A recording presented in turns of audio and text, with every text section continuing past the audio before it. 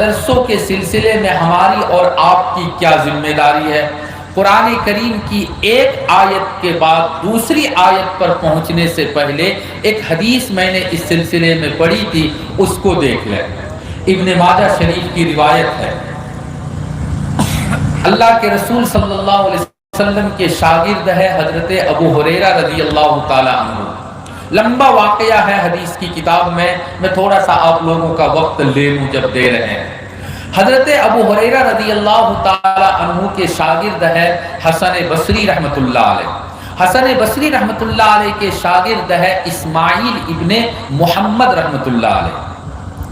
اسماعیل ابن محمد رحمۃ اللہ علیہ کہتے ہیں کہ میرے استاد حسن بصری رحمۃ اللہ علیہ بیمار پڑے، میں ان کی عیادت کرنے کے لیے اپنے ساتھیوں کے ساتھ ان کے گھر پہ پہنچا۔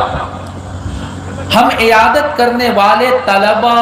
اور اسٹوڈنٹ کی تعداد زیادہ تھی۔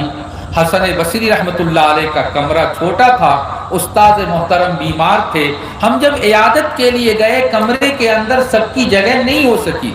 تو حضرت نے اپنے پیر کو سمیٹ لیا اور کمرے میں جگہ نکلی۔ ہم لوگ اندر گئے۔ اندر جانے کے بعد استاد محترم حسن بصری رحمۃ اللہ علیہ نے کہا، اے میرے پیارے طلبہ، اے میرے عزیز شاگردوں، آج میں بیمار پڑا، تم میری عیادت کے لیے میرے یہاں آئے۔ ایک وقت ایسا تھا کہ ہمارے استاد حضرت ابو ہریرہ رضی اللہ تعالی عنہ صحابی رسول وہ بیمار پڑ گئے۔ ہم ان کے شاگرد، کئی ایک شاگرد مل کر ہم ان کی عیادت کے لیے ان کے گھر پہ گئے۔ میرا کمرہ چھوٹا پڑ گیا اور تم لوگوں کو کمرے میں جگہ نہیں مل سکی، تو میں نے اپنے پیر کو سمیٹ لیا۔ ٹھیک ایسا ہی ہوا، حضرت ابو ہریرہ رضی اللہ تعالی عنہ کا کمرہ چھوٹا پڑ گیا اور ہم طلبہ کی تعداد، ہم اسٹوڈنٹ کی سنکھیا کچھ زیادہ ہی تھی۔ حضرت ابو ہریرہ رضی اللہ تعالی عنہ نے کمرے میں جگہ نکالنے کے لیے اپنے پیر کو سمیٹ لیا جیسے کہ میں نے سمیٹا، اور ہمارے استاد حضرت ابو ہریرہ رضی اللہ تعالی عنہ نے ہم لوگوں سے کہا کہ آج میں تمہارا استاد بیمار، تم میرے کمرے میں آئے ہو میری عیادت کے لیے۔ ایک دن ایسا آیا تھا کہ ہمارے جو استاد تھے، ہمارے آقا محمد رسول اللہ صلی اللہ علیہ وسلم، وہ بیمار پڑ گئے۔ ہم ان کے شاگرد تھے، ہم ان کے گھر میں ان کی عیادت کے لیے گئے۔ ہماری تعداد کچھ زیادہ تھی، حضرت محمد رسول اللہ صلی اللہ علیہ وسلم کا کمرہ چھوٹا تھا، انہوں نے بھی ہمارے لیے اپنے پیر کو سمیٹ لیا تھا اور کمرے میں ہمارے لیے جگہ نکالی تھی۔ 3 سلسلہ بیان کرنے کے بعد اب یہ حدیث آپ سنیں۔ اللہ کے رسول صلی اللہ علیہ وسلم اس موقع پر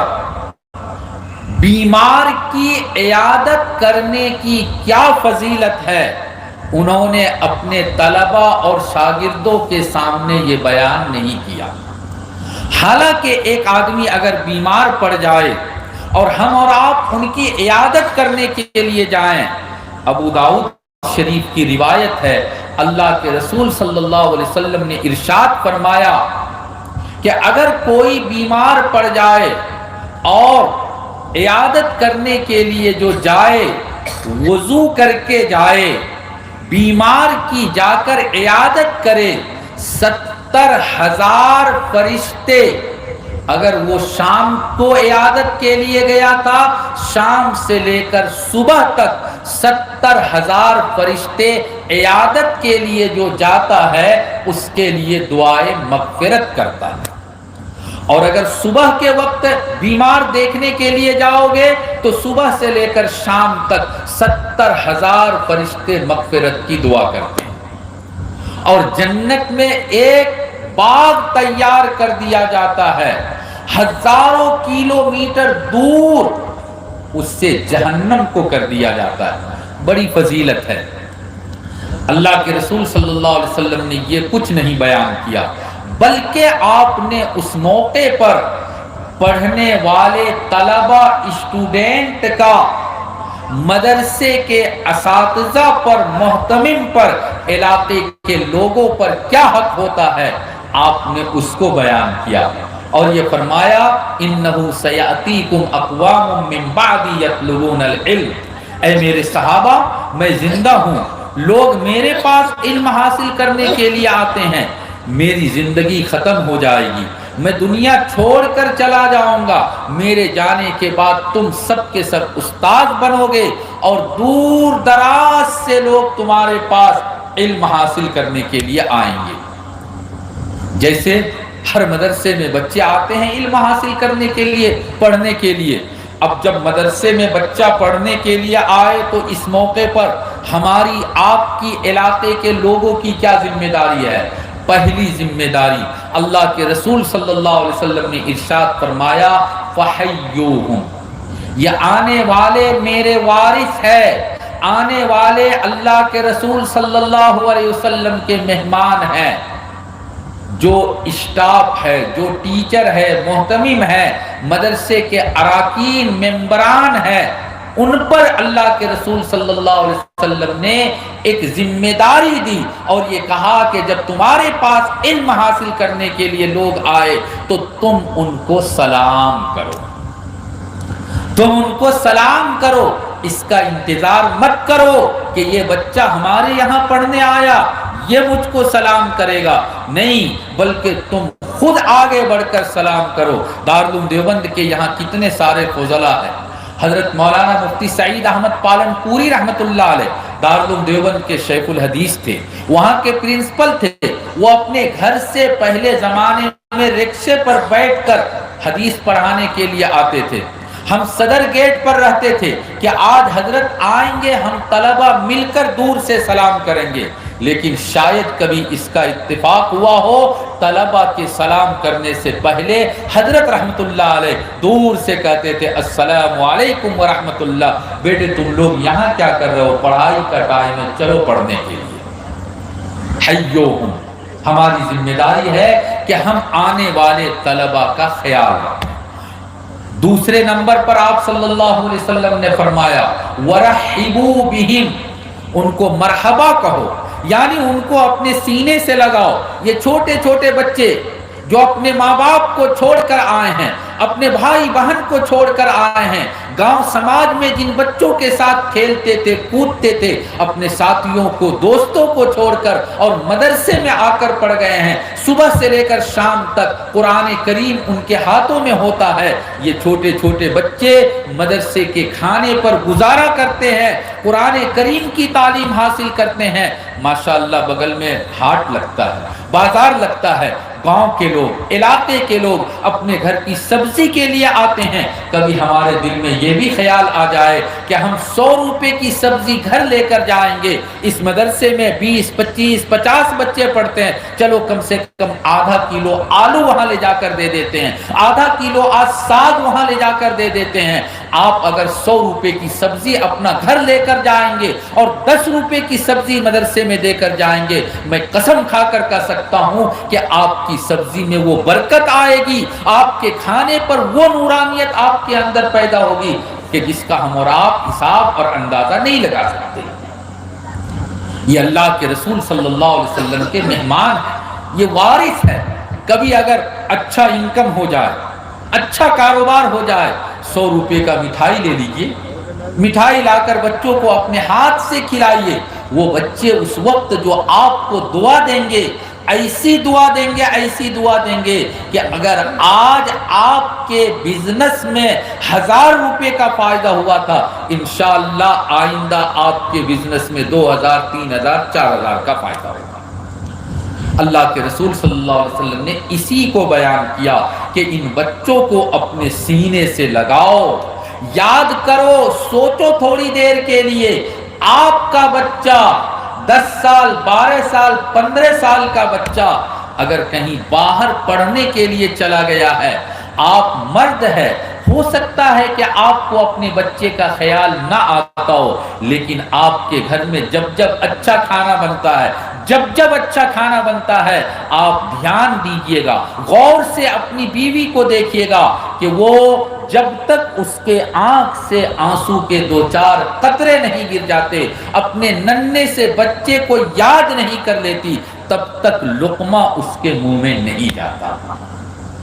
آپ کا بچہ ہے، آپ کی بیوی آپ بچے کو یاد کر کے روتی ہے، اچھا کھانے سے پہلے ضرور اپنے بچے کو یاد کرتی ہے۔ یہاں پڑھنے والا، مصباح العلوم میں پڑھنے والا،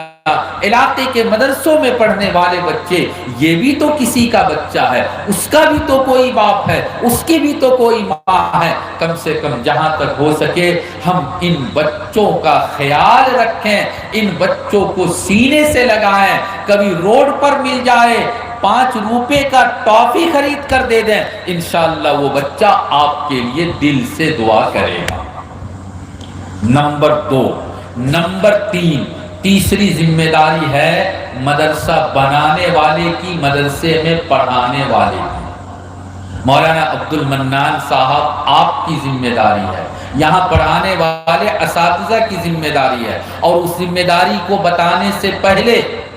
آج سے تقریباً 13 سال پہلے، غالباً 2011 میں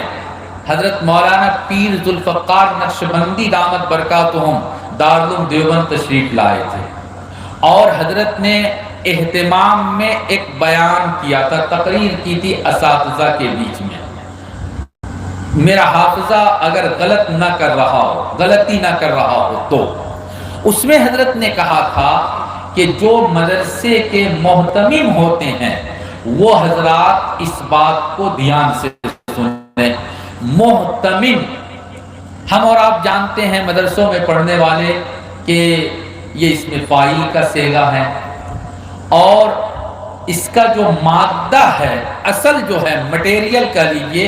وہ ہم کا لفظ ہے، ہا میم۔ ہم، لفظ ہم اردو میں بھی استعمال ہوتا ہے، اور لفظ ہم عربی میں بھی استعمال ہوتا ہے۔ حضرت پیر ذوالفقار صاحب دامت برکاتہم نے فرمایا تھا، اگر اردو والا ہم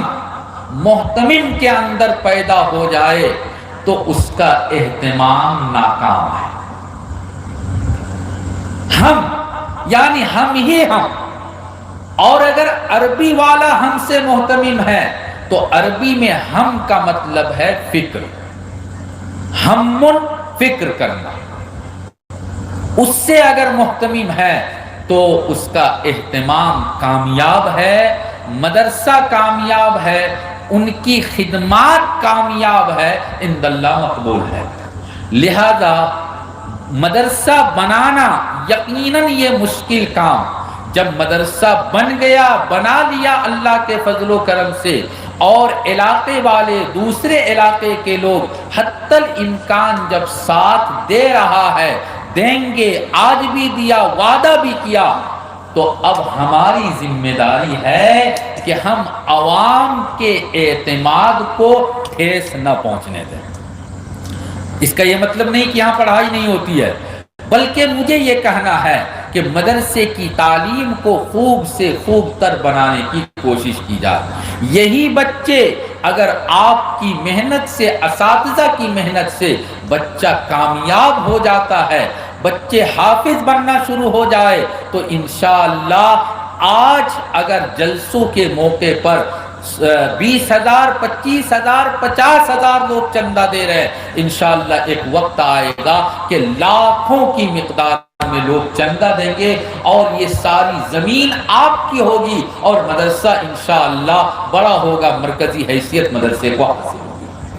وَعَلِّمُوهُمْ، تیسری ذمہ داری اللہ کے رسول صلی اللہ علیہ وسلم نے خاص طور پر مدرسے میں پڑھانے والوں کو، مدرسے میں جو حضرات خدمت کرتے ہیں ان لوگوں پر یہ تیسری ذمہ داری دی کہ دوسرے کا بچہ یہ آپ کے پاس امانت ہے، یہ قوم کا بہت بڑا سرمایہ ہے،